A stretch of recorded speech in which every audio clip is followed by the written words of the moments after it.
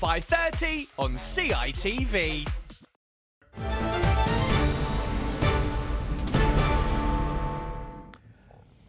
Good afternoon again. Paul Clark here with the guests. We're live in the studio with the Vote 22, and we have just before the break there the first of our declarations. It's for the constituency of Strangford, and we can also confirm that the first MLA to be elected in the new assembly is Kelly Armstrong with a surplus. That's right. This is quite amazing, the results. Not only have Alliance really surged here in terms of their vote, but just look at that TUV vote. Last time out, Stephen Cooper we got 1,330 votes. This time he's got 5,186. So that tells a tale in and of itself. Now, I think very likely what you're looking at there is 2 DUP, most probably 1 TUV, because when that last DUP goes out, those transfers will go there. And it does look at this stage that the Ulster Unionists have cancelled themselves out, Mike Nesbitt and Philip Smith. You know, there is a quota there, close to a quota there between the two of them, but they have split the vote. When they go out, the Greens go out, Conor Houston from the SDLP, one of the big hopes for the party, once he goes out, those votes most likely will transfer to the second Alliance, Nick Mathis, and I would say he probably will get in. So what are we looking at then in Strangford? 2 Alliance, 2 DUP and 1 TUV. Is that what you're... But that does come with a health warning at this early stage. It does, but I think it's extraordinary that just 10 years ago there were 2 UUP there. So I think the party would have to look at their vote management strategy and say, what on earth were they thinking to run 2 candidates in Strangford? I think the SDLP will be beginning to think they had such a high-profile campaign here with Conor Houston that they are never going to take a vote in Strangford, and Kelly Armstrong will be absolutely delighted at the personal vote and the surplus. We can actually go through the figures now. We've got the figures on the screen here, so we can take a look. And there we are at just under 60% of a turnout there, and the quota 6,811. So in excess of that, Kelly Armstrong getting there on the first count, but very, very close to the quota is Michelle McElveen for the DUP, and then Stephen Cooper and Harry Harvey there, Mike Nesbitt, Peter Weir. I'm just asking the question here, does that leave the likes of Mike Nesbitt and Peter Weir potentially fighting for the last seat here? Yeah, I think it does. And to go back to the point about transfers, there's something that's interesting here. Strangford's a rural constituency, and it's a predominantly unionist constituency. So we would not expect the TUV to do well here. There've been protocol rallies there, etc. But what's interesting is the Alliance Party is doing well in a rural constituency, and that's the real. There's 2 stories here. Obviously, the TUV, but you would not have expected them to do well here in this sort of area. But for Alliance to have that vote is because they're up over 3,500 or close to 3,500 as well. But yes, the answer to your question is Peter Weir and Mike Nesbitt are potentially in trouble here. And the DUP were defending 3 seats here, Deirdre. Well, and it was always going to be difficult. I think everyone would have said that they were not going to return those 3 seats. The difficulty would be, if you look at that, Peter Weir has become a much more high-profile campaigner than Harry Harvey. I think people would struggle to know what Harry Harvey looked like. His father was a founding member of the DUP. Indeed, and again, he has a personal vote, and that, again, it goes back to the local thing. And Peter Weir was brought into that constituency, but again, he's believed to be a very good local MLA and very popular. Doesn't it also prove the point that to be or have been a government minister doesn't necessarily reflect in the votes that you will get at the end of the day? Absolutely. And before we go any further, we've got an acceptance speech from Kelly Armstrong. Kelly, how are you feeling? I'm absolutely delighted. I've held back using the word surge until now, but I think I'm feeling it now, so I'm absolutely delighted to top the poll.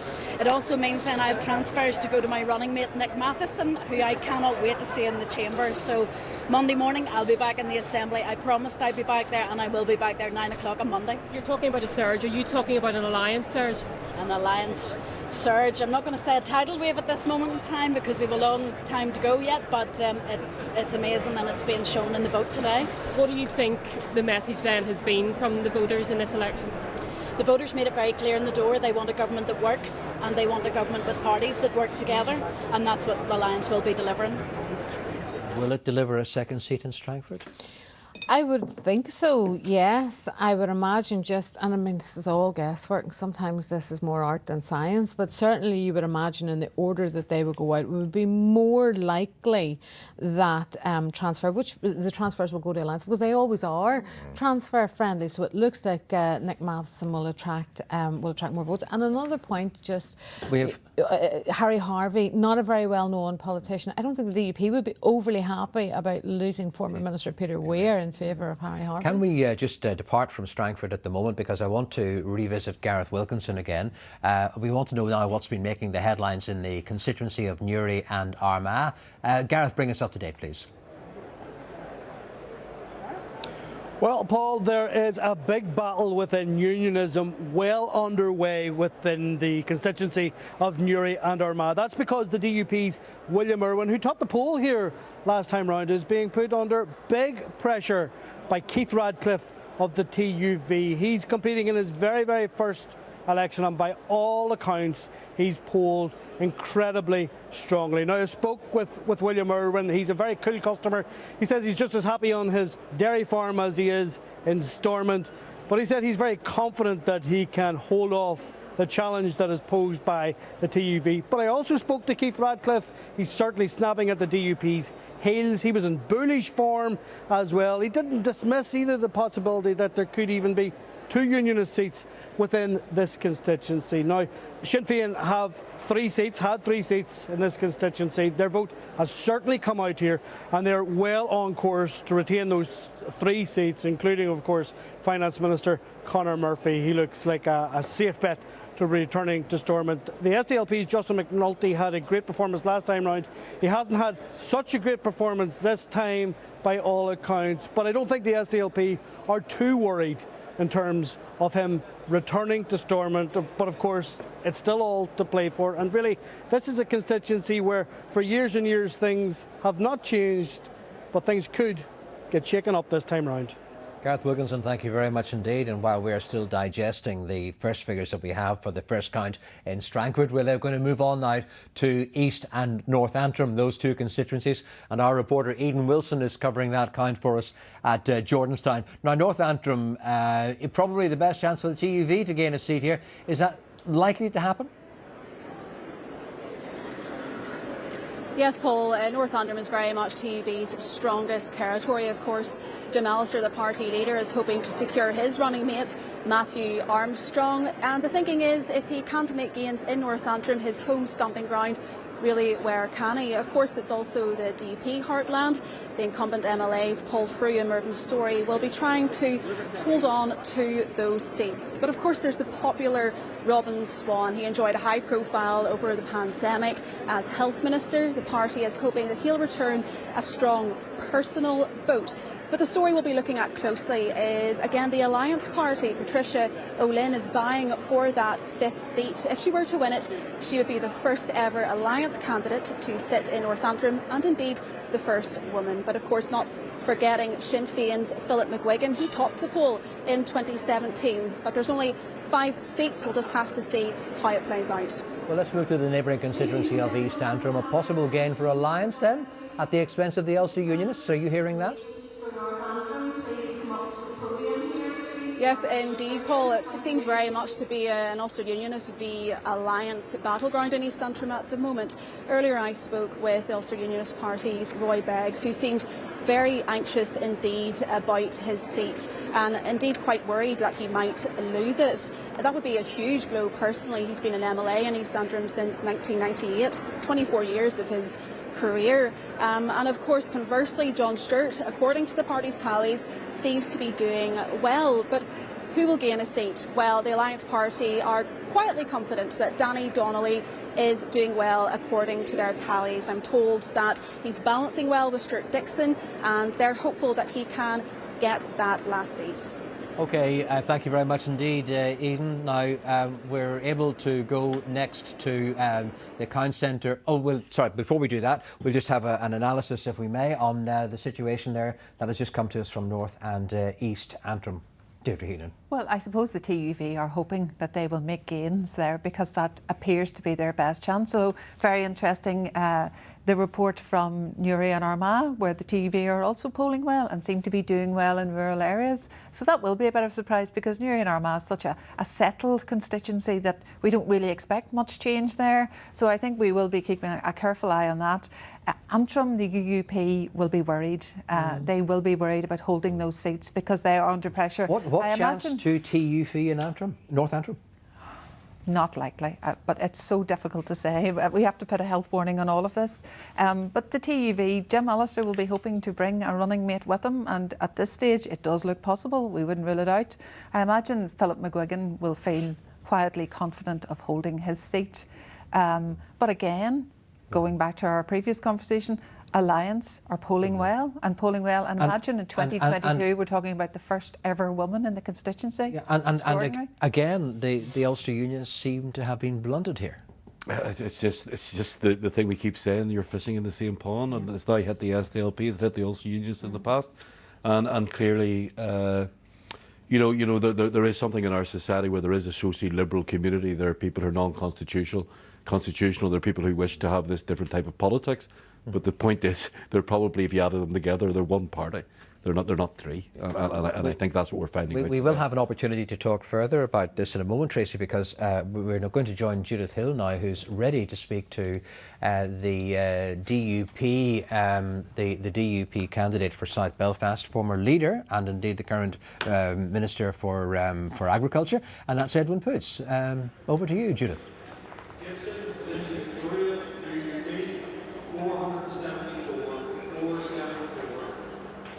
Seem to have. Will you join us here at the Belfast count? We're competing a bit with noise here because the first declarations of the West Belfast count is coming through, but I'm joined by Edwin Poots here. Edwin, we've been speaking about South Belfast, and obviously some eyebrows were raised when you first stood in the constituency. How do you think you will fare here? Are you going to get a seat? Yeah, we're very comfortable, relaxed. We have polled very well in South Belfast. SDLP and DUP are in a similar vote, just over 7,000 in each instance, I think. And the quota's 7,800 roughly. So we're in the round there to get in just short of quota. And it is an emotional campaign, given that you are trying to retain the seat, obviously, of Christopher Stolford. Yeah, well, Christopher was a very good friend to all of us, and we feel his loss greatly. I was reminded of it every day, over and over again on the doors, because people raised the loss of Christopher with me on such a regular basis, and that obviously caused a lot of pain and hurt to all of us. But I think especially of his family today, because Christopher was always in the thick of it. He loved elections, he loved fighting elections, counts and all of that. And I know that the family are suffering a lot of emotional pain today as a consequence of Christopher not being here and being in the middle of it all. And we should just say at this stage, Danny Baker is being elected for West Belfast, and that's the celebrations, celebratory sounds you can hear behind us. So that's just coming through. Obviously, we've still got Edwin Poots here. Edwin, it's been a crazy year for you, obviously, and this was a pressurised election for you. Was it a case that your political future really hung in the balance in terms of how this goes here? Well, I suspect a few people thought that, but I was always confident that I'd pull through. Politics is the art of the survival, and perhaps I have mastered the art of survival very, very well over the years. So there's not that many Assembly members who have been around since 1998. We're moving into a very, very small number. So I'm one of those that have survived since then, and I still feel fresh and still feel that I have a lot to give. And I want to advocate very powerfully for the South Belfast constituency. In particular, I think that the Housing Executive has neglected the working class unionist community in that area. I think the Education Authority has failed the young people in that area. And I think that there's so much that can be done in terms of health, cost of living and other things. Just maybe focusing on the election, in terms of so many predicting that Sinn Féin will be First Minister at the end of this county day, how will you cope with that? Well, let's just wait till the results are counted, because it looks as the DUP are holding up pretty strongly right across the province. So We may lose some seats, but we're not going to lose the number of seats that was predicted by the opinion polls. But if that is the scenario, how will you move forward with that? Well, let's just wait to see the votes are counted and what the scenarios are, and we'll deal with all of these matters. What's probably most important to us in terms of getting the executive up and running is that we get real and meaningful action from Her Majesty's Government, the European Union, to deal with the damage that is being done to Northern Ireland and to the Northern Ireland peace deal as a consequence of the protocol.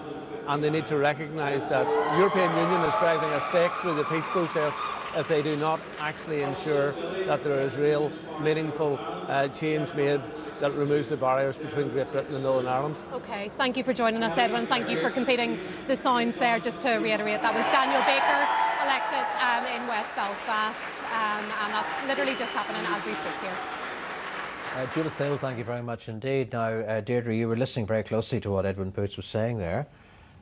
Go ahead. Well, given the year that Edwin Poots has had, he is remarkably upbeat. He is resilient. I mean, many people had written him off after the humiliation around the leadership, and we weren't quite sure, would he come back? It looked as if he's been squeezed out. Then he had that embarrassment around South Down where he didn't get the nomination. And again, people said, well, this must be the end of Edwin Poots. And here he is in South Belfast, cool, relaxed, looking as if he is, well, there is a quota, so I think he's safe. He's going to get a seat, and he is still fighting the fight for the DUP. So it just shows you shouldn't write people off, because there he is. Fighting the fight for the DUP, but there will only be one unionist quota, will there, in South Belfast? There's only one there, and he has it. And I must say, he's also somebody politically I would disagree with a lot, but he is actually a very good minister.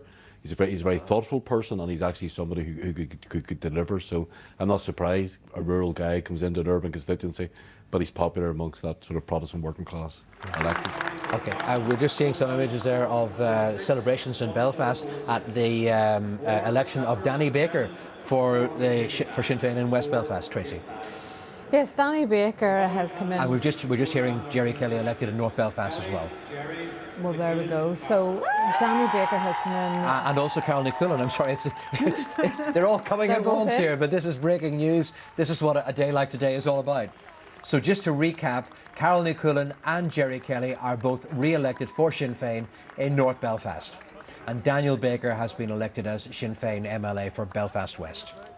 This is a good day for Sinn Féin. We've said it before. Danny Baker has come in with over 9,000 votes. Now, that's not always good vote balancing. That's the important thing here. Topping the poll is not the issue in West Belfast. Does that mean does that mean they might not come back with 4 seats in the West? No, well, that surplus will be redistributed and it will go back to the Sinn Féin candidates. It might take a bit longer. No, but it might take a bit longer, but it does mean that they are very likely to come in with 4 quotas. I think the fact that they've come in North Belfast, both Sinn Féin candidates in over the line, well, that is really a great result for them, because there were so many question marks about North Belfast for them. It's a classic example of vote management, because those people have been elected with more than 2 quotas. We'll be catching up with the analysis on that a little later on, but right now we are going to head west of the Ban, and we're going to get the picture there in Fermanagh, South Tyrone and in West Tyrone.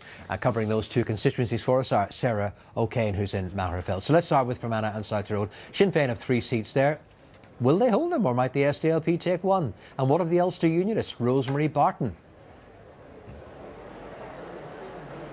Hello, Paul. Well, there seems to be lots going on in Belfast. Not quite the same here in Magherafelt just yet. But yes, as you were saying there, Fermanagh, South Tyrone, Sinn Féin hold those 3 seats. Now, I have been told, look, don't expect any major changes to this lineup. Essentially, it is set to stay 3 Sinn Féin, 1 Ulster Unionist and 1 DUP. But the real story actually coming out of this is that battle between 2 very well-known people in Fermanagh, South Tyrone, and that is Tom Elliott and Rosemary Barton, and that will be for the Ulster Unionist seat there.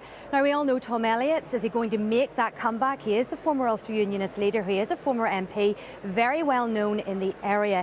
And I did have a very quick chat with him just on the ground there as we're all doing laps, trying, to touch base with all the candidates, and he was remaining very tight-lipped. And trust me, I really tried, but he said, look, Sarah, it is far too early to say anything. but other indications are suggesting that he perhaps is going to get that seat at the expense of Rosemary Barton, who is the sitting MLA there, and really she also is a female candidate, so that will be a loss to the Ulster Unionist Party, but we could be seeing Tom Elliott making that comeback. Now the DUP you mentioned there too, they have a seat in Fermanagh South Tyrone. We all know there is one major big hitter in politics who's not here, former First Minister Arlene Foster. Well, we all know she quit politics last year after she was ousted as DUP leader, and then she stepped aside as MLA. Deborah Erskine, all eyes are on her. Will she manage to retain that seat? Lots of tweets Sarah, throughout this campaign of the pair of them out and about, so that is pretty safe. I want to move on, if I can, briefly to West Tyrone. Any sign of the alliance surge there, which could lead to a seat in that constituency?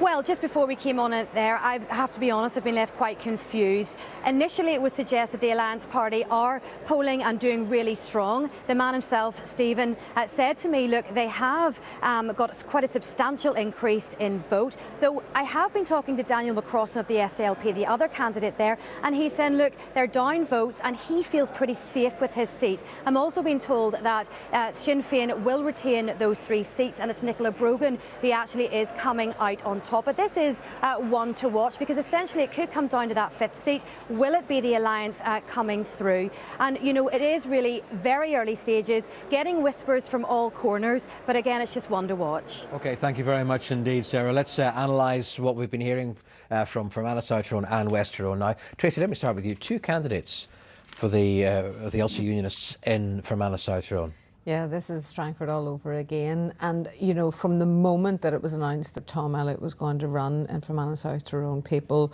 were essentially writing off Rosemary Barton. Now, the difficulty with that is it causes dissension within the constituency itself, within the association. It also means that the Ulster Unionist Party will now lose their sole female MLA. Okay, I can understand why they would want to do it, why they would want to run somebody with the profile that Tom Elliott would have, but that's the sort of thing that causes damage at a local level. Mm-hmm. So it looks like there will be 2 Unionist seats in the next Assembly. One of them will be Ulster Unionist and the other DUP? Yeah, there is still a 45%, roughly 45% of the electorate, or those who vote there, would vote Unionist. There's still a significant population. It'll stay pretty much the same, but yet again, why run 2 candidates? Interesting about West Tyrone, if the alliance vote is up, which it's sort of hinted at that it is, that, you know, that if they're doing well west of the band, I'm not saying they're going to win a seat, but Alliance doing well west of the band does tell you the point I was making earlier on, that nationalists must be voting for the Alliance Party. Yes, but I think in the post-mortem as well, people will be asking questions about Doug Beattie's leadership in terms of the electoral strategy. Not only are they losing a woman, which they cannot afford to do, but also bringing back Tom Elliott. So first of all, you're bringing back someone, a former leader, which raises questions about the new talent and the diversity that he was going to attract to the party. But also, it is a broad church, but Tom Elliott is very much to the right in the UUP, and I don't really see how he fits under the vision that Doug Beattie has talked about in terms of progressive, you know, liberal. There is one of the problems the Ulster Unionist Party have when you look at their voting through surveys. West of the band, they're not much different to the DUP in terms of social attitudes. There is a UUP which does have 2 sort of sides to it, whereas the DUP is slightly more solid in terms of its identity and it's what its supporters believe in. And what we are also seeing in both those constituencies is that the Sinn Féin vote has held up. Yeah. Mm-hmm. Now, I mean, going into any election, holding 3 seats in a 5-seat constituency, well, you know, that's mathematical contortions, and they've done it. It seems the secret of this election was not to have actually electioneered. Let's look at a seat that is safely Unionist, whatever hue you have. We're going to go to our reporter Sarah Clark, who is in Jordanstown, where the South Antrim constituency is being counted. Now, South Antrim, we know who's running for unionism. We know that there's somebody running for alliance as well. But is there going to be an alliance surge there? And what about Sinn Féin, Sarah? Well, yes, Paul, there's no big changes really anticipated here in South Antrim. Declan Kearney, the Sinn Féin party chairman, it looks like he's set to top the poll again, looking at his table recently, and his share of first preference votes was stacked a mile high. And while we know that, I mean, it's not everything to top a poll in a PR election like this, it does signify a changing Northern Ireland. Coming in second, we're hearing potentially that could be Alliance's John Blair. The party, they fielded only one candidate here this time around. This was the former seat of the former party leader, David Ford, and it looks like they deliberately put just John Blair here so he could really take it over the line for them. Steve Aiken, the former Ulster Unionist party leader, is looking comfortable here, and really a bit of an interesting play out in terms of the DUP, whether they can hold on to 2 seats here in South Antrim, as you say, is a historically unionist stronghold. But will the TUV and Mel Lucas, who defected from the DUP, really be able to make any inroads here? We are hearing from well-placed sources that he is very close to Trevor Clark, but the same sources are saying perhaps not this as transfer friendly, so it may be difficult for him to get across the line. The SDLP in Roisin Lynch, they haven't held a seat here since 2011 when the veteran Thomas Burns was ousted back then. She said she's still in for contention of that 5th seat, but right, Sarah Clark, thank you very much really indeed. That's where we must leave it with the background on South Antrim there. Now, we know that Jerry Kelly and Carol Nichullin have both been re-elected Sinn Féin MLAs in North Belfast, and Jerry Kelly is ready to talk now to Vicky Hawthorne. Yes, hello there, Jerry Kelly, as you say, the newly elected MLA for North Belfast joins me. Congratulations, Mr Kelly. You've topped the poll. Carol Nichullin very closely behind you. There had been some speculation that you might struggle to secure this 2nd seat. So what do you think has happened here? What message has it sent? Well, the speculators were wrong, I suppose, the first thing. But the first thing I want to say is to thank those who voted for myself and Carol. I think they voted and it came on the doors on the basis that we want to move ahead, we want to go back into the executive, we want to start working again. We said we put out the positive message from the start. We want to work together with other parties. We're in a cost of living crisis, we're in a health crisis, and we're just coming out of, hopefully, the coronavirus. So people want us to get back to work, set up the executive and roll up our sleeves and do it. And I was getting that constantly on and support, because we had said that up front, because Michelle O'Neill had said that up front, Mary Lou McDonald had said it up front, and we were getting it on the doors coming back to us. Are Sinn Féin on verge of having being returned as the largest party, do you think, in Northern Ireland, and ultimately maybe having the opportunity to be First Minister? Well, there's a few results in. Ours is one of the first ones, West Belfast as well. We have done well. I think people worked very hard. The message was across the board, was done right. Obviously, working the balance of votes so we could divide the constituency up and bring us in close together. It's part of the chess game, I suppose, of PR, and Sinn Féin become better at it. But in the end, I don't know what's going to happen at the end of this. I would hope we're in that position. But we said at the start, what this is about is what people are telling us on the door, even before we went on the doors. Everybody out there knows that what they want is people in working day one, and that's what we need to do. And that needs government. It needs the budget and the three-year budget, so we can plan ahead, so we can make a difference. And we've already promised, obviously, that we're saying we're going for £1 billion, which has come out of other parties as well, £1 billion for health. Okay, but what happens next week now? I'm just hearing we're going to have to leave it there. Jerry Kelly, we're going to go to another count, but thanks for joining us. Thank you very much. Okay. All right. So we're going to the Mid-Ulster Declaration now. You can see Michelle O'Neill there. Let's listen to what the Deputy Returning Officer is saying. Outcome at that stage when it is known. Thank you.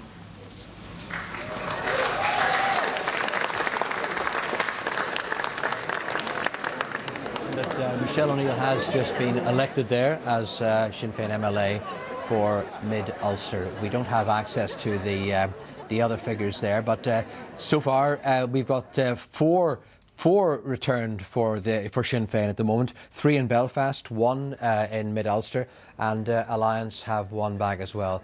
It's still too early, is it not, to be able to say with any certainty where this is going to end up? Or is it? Well, I think what's very interesting here is that it's just what Pete was saying, that Sinn Féin fought such a lacklustre campaign. They really did not make much of the play. If anything, you could say that the DUP did the job for them. Now we have Michelle O'Neil, she's topped the poll, over the line, clearly very delighted with it. 2 MLAs in, well over quota in North Belfast, where there was concern whether or not they were going to manage to do the 2. And we have them storming it in West Belfast. What has happened here is the electorate have absolutely understood every time the DUP have talked about a Sinn Féin First Minister, they have gone out and voted for that. But is this thing, there was all these rumours were going around, Carol Coolan's going to lose, etc., in Derry they're going to be in trouble, all of this here. Why? What was? Nobody could give me any reason why they thought that was the case. There's no competition from the SDLP. No. There's no competition for them. Why would they not deliver the same number of seats and roughly the same vote as the last time? But it's quite clear, though, that Sinn Féin were buoyed by the talk of holding the First Minister post. Yeah, of course. There is no way that hasn't been a factor here. But also Michelle O'Neil ran a very presidential campaign. There was very little discussion of reunification. It was about the bread and butter issues. It was about people and how she understood the needs of people and across very much Northern about Ireland. Her, actually, and about her as well. So I think they will be very pleased. And also I think, of course, it's too early to tell, but we should soon be at the point where we're asking unionist leaders, are you now willing to serve alongside a Sinn Féin First Minister? And because they wouldn't answer that previously, but we do now deserve an answer to that question. That is a question that is going to rise and rise in volume as the day continues. Panel, thank you very much indeed. We have more results to come after this short break, so do stay with us.